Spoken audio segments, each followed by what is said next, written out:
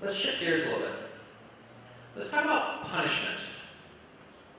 The way punishment works is the idea behind punishment is that the individual being punished will do a very rational cost-benefit analysis. They're going to balance, on the one hand, what are the benefits of breaking the rules? What are the benefits of breaking the law? Versus, what are the costs if I get caught? What's the punishment if I get caught? So, for example, I would love to drive 100 miles an hour everywhere I go, because I get to my meetings so much faster. But I don't want the police taking my car and taking my driver's license and giving me fines. I really like my car. So I don't drive 100 miles an hour everywhere I go. Or I would love to not pay my taxes. I'd have more money to vacation in Brazil. But if I do that, the government will come, they will take my house, they will take my car, they'll probably take my children. I really like my car, so I pay my taxes. That's how punishment works, this cost-benefit analysis. If the benefits of breaking the rule or the law are great enough, if they outweigh the costs, then I'll break the rule. But if they don't, well then I won't break the rule. That's how punishment is designed to work. Well, here's the problem. There are certain traits that if a person has these traits, punishment is less effective at getting them to follow the rules. The first one is mental illness, significant mental illness. If I'm struggling with paranoid schizophrenia, I'm not necessarily making this rational cost-benefit analysis. And if I'm not making a rational cost-benefit analysis, punishment is less effective at getting me to follow the rules. The second trait is substance abuse.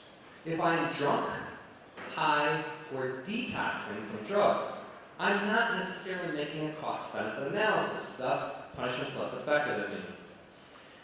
Last summer, my wife and I were boating, and she was driving the boat, and I was in the passenger seat, and I said, "Hey babe, stop the boat. I want to jump out, I have to pee." Well, she didn't hear me. Now normally, I would do a very rational cost-benefit analysis. If I jump out of the boat right now, I get to pee sooner. But if I jump out of the boat right now at 25 miles an hour, I'm going to hit the water at 25 miles an hour and it's going to hurt. Normally, the cost of hitting the water at 25 miles an hour would be greater because of this cost-benefit analysis. Except, I was really, really drunk. So I just jumped out of the boat. And my wife said, "What are you doing?"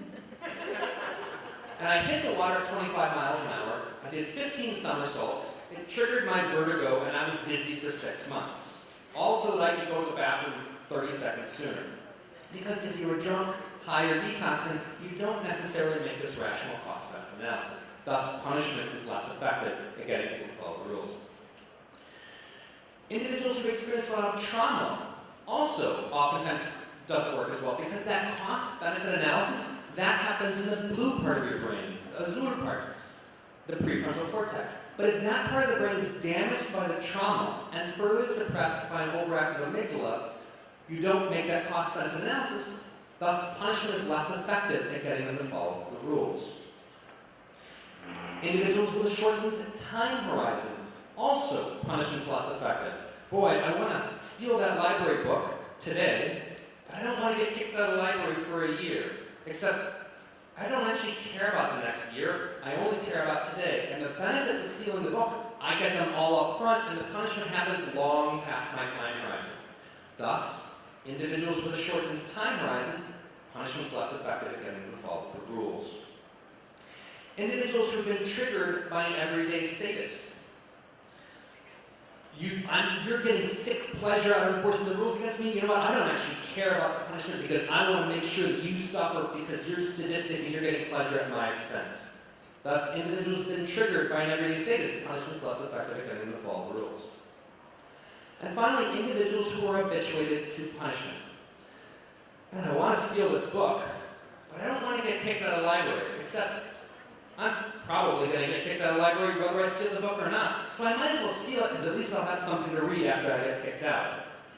Thus, individuals who are habituated to punishment is less effective at getting them to follow the rules.